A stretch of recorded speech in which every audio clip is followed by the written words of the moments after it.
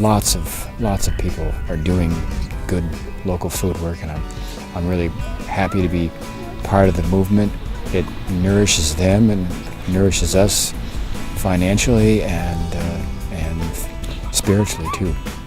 I love seeing food go in that truck and leave this place and know it's going to see so many people and feed so many people. I'm constantly gratified by that whole process. We do like to see an economy that is giving back to this community, and of course you can't get anything more fresh than buying from a farm that's 2 miles outside of town.